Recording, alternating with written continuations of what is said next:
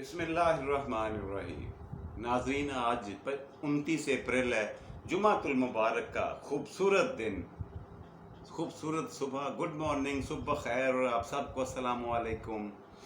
کیسے ہیں آپ سب لوگ؟ آئیے حسب روایت آج کے دن، جمعۃ المبارک کے دن، وہ کام کریں جو اللہ پاک اور اس کے فرشتے بھی کرتے ہیں۔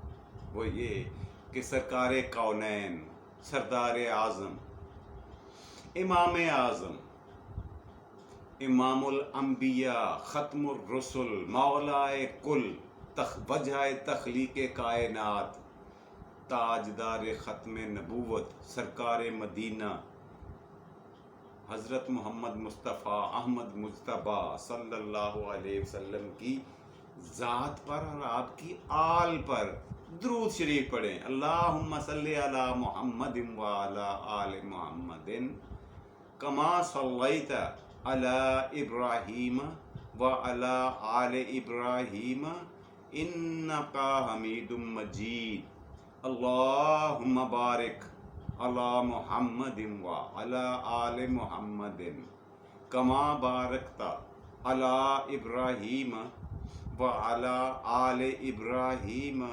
انکا حمید مجید۔ امید ہے آپ سب لوگ یہ جمعہ کو یہ کام ضرور کیا کرے کہ ہو سکے جتنا زیادہ سے زیادہ ہو سکے درود پاک پڑھا کرے، اس کی بڑی فضیلت ہے۔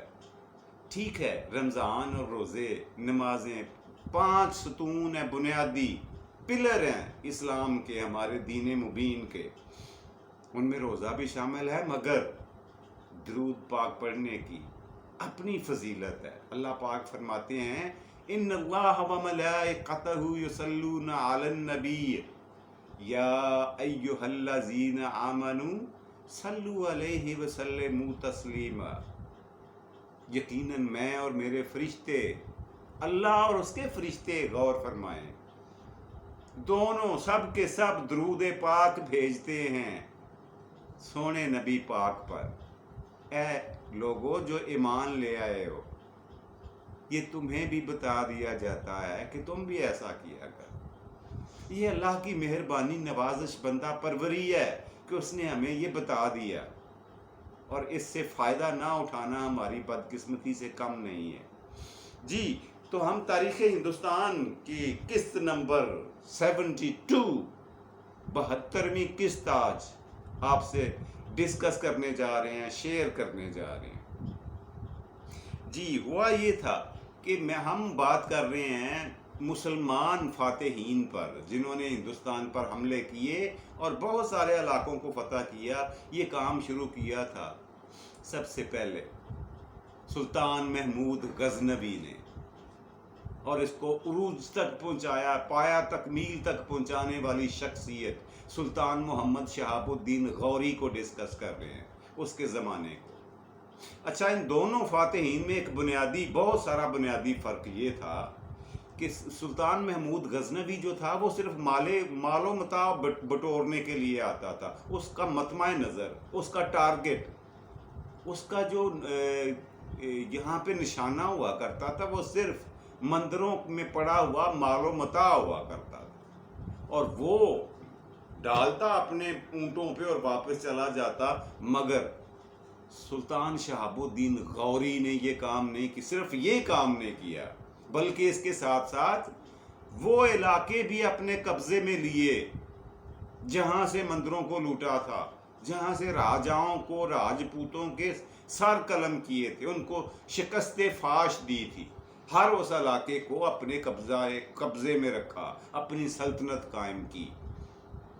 اور سیکنڈ لاسٹ جو اس کا حملہ تھا، جو تقریباً 1193 میں 1196 میں ہوا،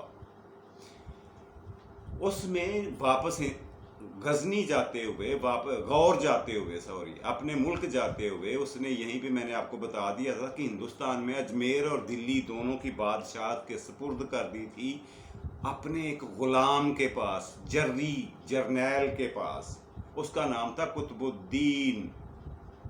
آج بھی میں نے عرض کیا تھا کہ آج بھی اگر کوئی قطب الدین کا دربار، مزار، قبر دیکھنا چاہے تو نیو انارکلی لاہور میں لوہاری کی طرف سے داخل ہوں، نیو انارکلی میں جائیں، این وسط میں جا کر انارکلی کے درمیان میں الٹے ہاتھ پہ ایک سڑک نکلتی ہے جس کا نام ہے ایبک روڈ، اس کے اوپر تقریباً 150 قدم اندر جائیں تو سیدھے ہاتھ پہ ان کا مقبرہ بنا ہوا ہے، قطب الدین ایبک۔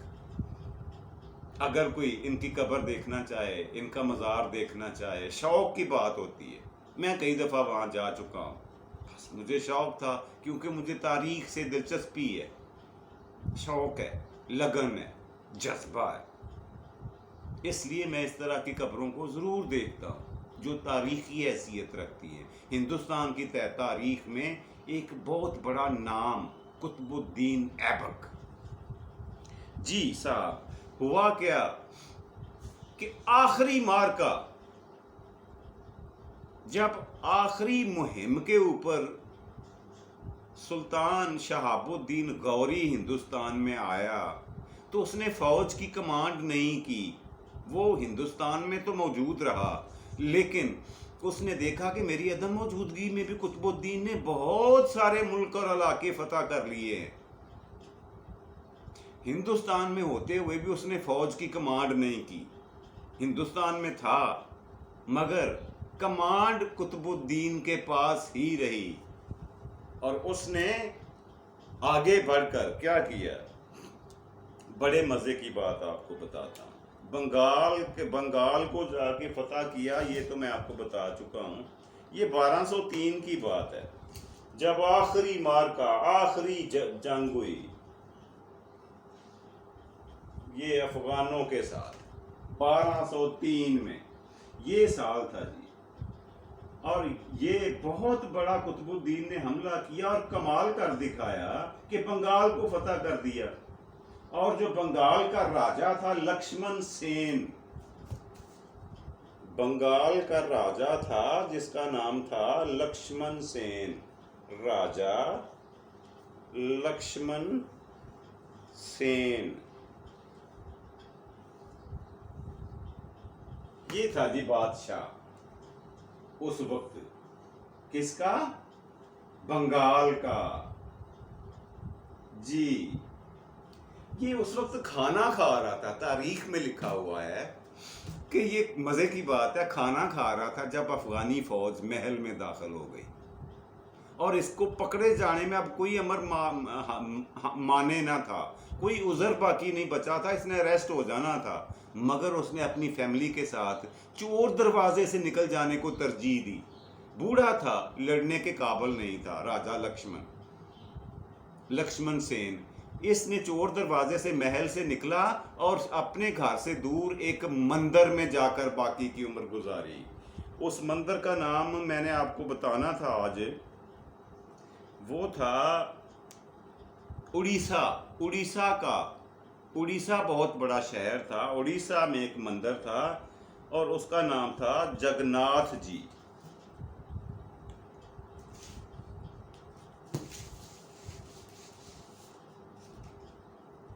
جگناتھ جی کا مندر،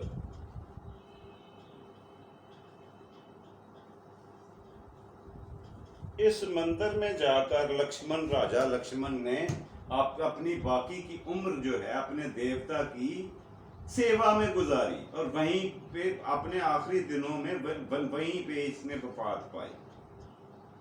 اب اس کے بعد کیا ہوا؟ اس کے بعد چوتھا جو راجپوت خاندان تھا، بگیلے یا بگیلوں، جی آخری جو خاندان بچا تھا راجپوتوں کا ہندوستان میں، جس کا وجود اور قبضہ ابھی باقی تھا، اس کی باری آئی۔ وہ تھے بگیل، یہ ان کا قوم، آل کہہ لیں، سب کاسٹ کہہ لیں، یہ بگیل تھے، اور یہ قابض تھے بہت بڑے ملک پہ، اور اس کا نام تھا گجرات، جو اس وقت ہندوستان کا بہت بڑا صوبہ ہے۔ یہ رہا گجرات، اس صوبے پر ان کا قبضہ تھا، اور اس سے بڑھ کر جب گجرات کو فتح کیا تو گوالیار بھی ساتھ ہی تھا، گوالیار بہت بڑا علاقہ تھا، اس پہ بھی ہاتھ صاف کر لیے۔ حالانکہ جب گھر سے آئے ہیں تو یہاں کا ارادہ نہیں تھا گوالیار کا، لیکن قطب الدین نے یہ مناسب سمجھا کہ اب تو یہ ان کے پاؤں اکھڑے ہوئے ہیں ہندوؤں کے، ان کو زیر کیا جا سکتا ہے زیادہ سے زیادہ۔ اب کیا تھا کہ صرف ایک علاقہ چھوٹا سا بچا ہندو راجاؤں کے پاس ہندوستان میں، اس کا نام تھا مالوے۔ یہ رہا مالوے۔ اچھا، یہ علاقہ فتح نہیں ہوا، پتہ نہیں اس کی ریزنز کیا تھی۔ بعض لوگ تو کہتے ہیں کہ یہ مالوے جو تھا یہ ان کی رینج میں اس لیے نہیں تھا کہ یہ دوسری آبادیوں سے کافی دور اور دشوار ترین راہ گزروں سے رستوں سے ہو کر کے پہاڑی علاقوں سے وہاں جایا جا سکتا تھا۔ بہرحال جو بھی وجہ تھی، مالوے فتح ہونے سے بچا رہا۔ مالوے فتح نہیں ہوا قطب الدین سے۔ اس کے بعد کیا ہوا جی؟ یہ آخری مہم ثابت ہوئی کس کی؟ سلطان شہاب الدین غوری کی۔ کیسے؟ اب اس نے ان تمام یہ اتنی ساری فتوحات سمیٹنے کے بعد اس نے ہندوستان سے واپس غزنی کا سفر کر رہا تھا، غور کا، اپنے ملک کا۔ ابھی ہندوستان کے علاقے پنجاب میں جہاں ہم بستے ہیں، اس پنجاب میں یہیں پہ ابھی ٹریول کر رہا تھا کہ رات ہو گئی۔ تو سارے اس کے جو قافلہ تھا اس نے خیمے لگائے اور اب سونے کی تیاری کرنے لگے۔ اب کہتے ہیں قریب ہی کسی پہاڑی کے اوپر ایک خاص قسم کی قوم رہا کرتی تھی، انہیں گکھڑ کہا جاتا تھا۔ پہاڑوں کے ان کا کوئی لینا دینا نہیں تھا کسی جنگ کے ساتھ، کسی لڑائی کے ساتھ۔ بہرحال ان کا ایک بہت بڑی قوم تھی، ان کا نام تھا گکھڑ۔ یہ رہا جی نام، گکھڑ۔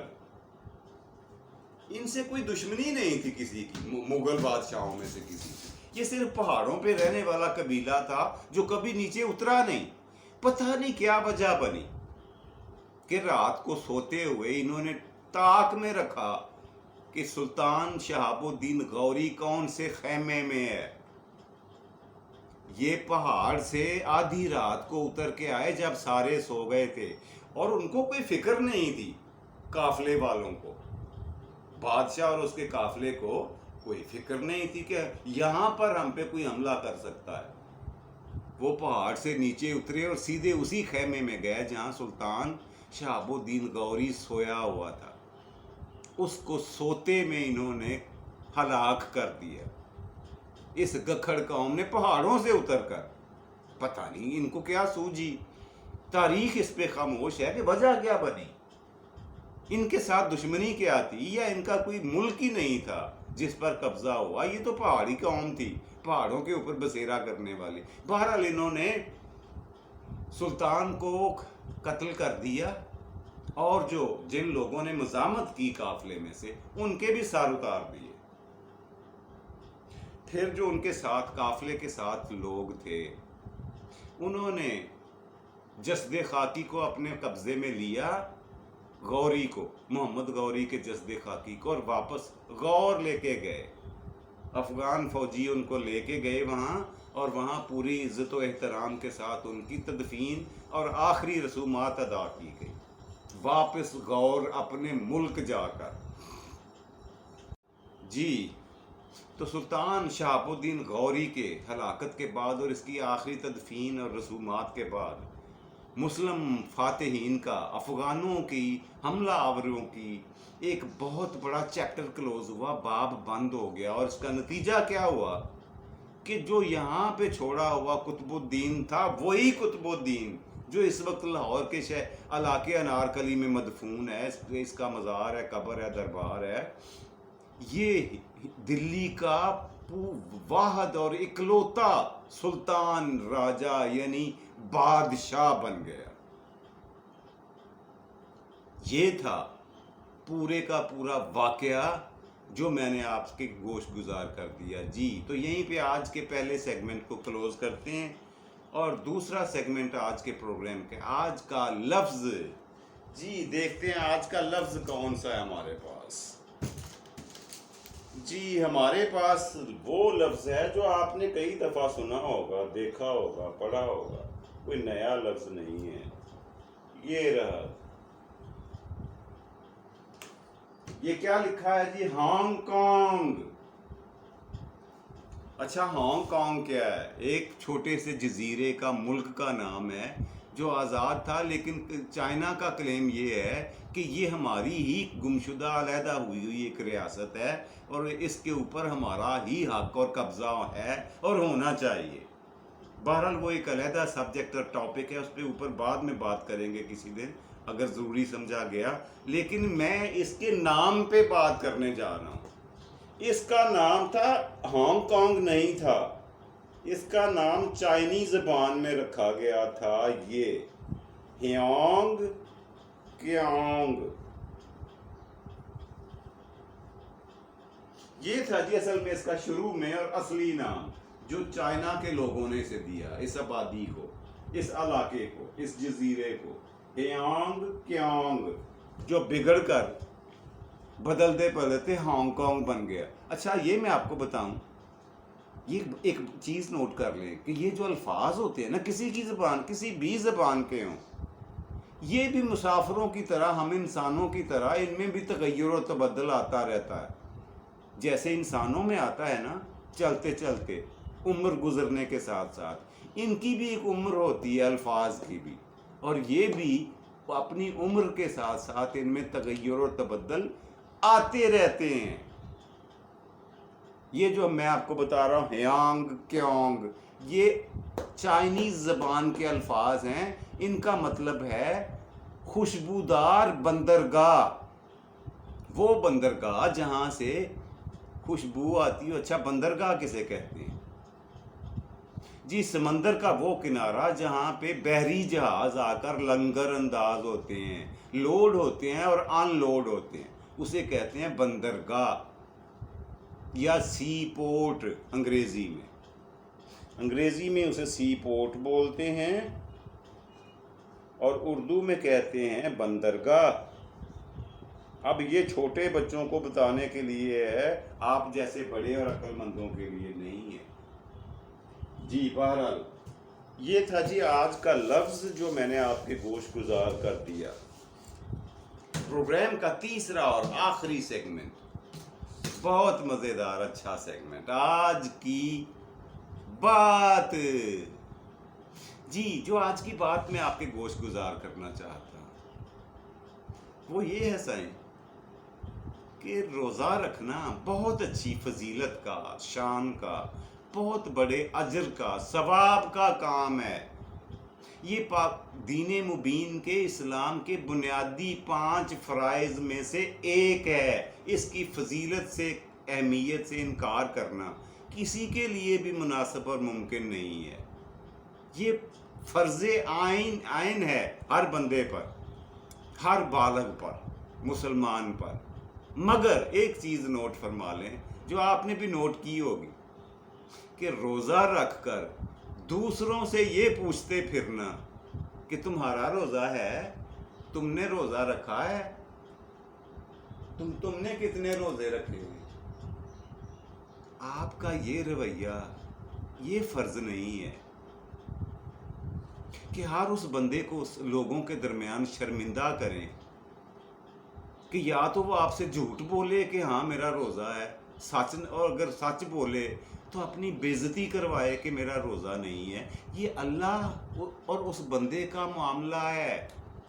آپ تیسرا آدمی اس میں ٹانگ اڑانے والا کون ہو؟ معذرت کے ساتھ، پیشگی معذرت کے ساتھ، اگر کسی کو برا لگے تو مائی ایڈوانس اپولوجی، پیشگی معافی چاہتا ہوں آپ سے. لیکن ایسا ہوتا ہے، میں نے دیکھا ہے بدقسمتی کے ساتھ، اس لیے میں نے آپ کے گوش گزار کرنا ضروری سمجھا. اگر برا لگا ہو تو میں پھر سے معافی مانگتا ہوں. جی اس کے ساتھ ہی اپنے میزبان جاوید اقبال کو دیجیے اجازت. اپنا اور اپنے پیاروں کا ڈھیر سارا خیال رکھیے گا. اللہ سونا آپ کو آسانیاں دے اور آسانیاں تقسیم کرنے کی بھی توفیق دے. فی امان اللہ اور پاکستان. زندہ باد.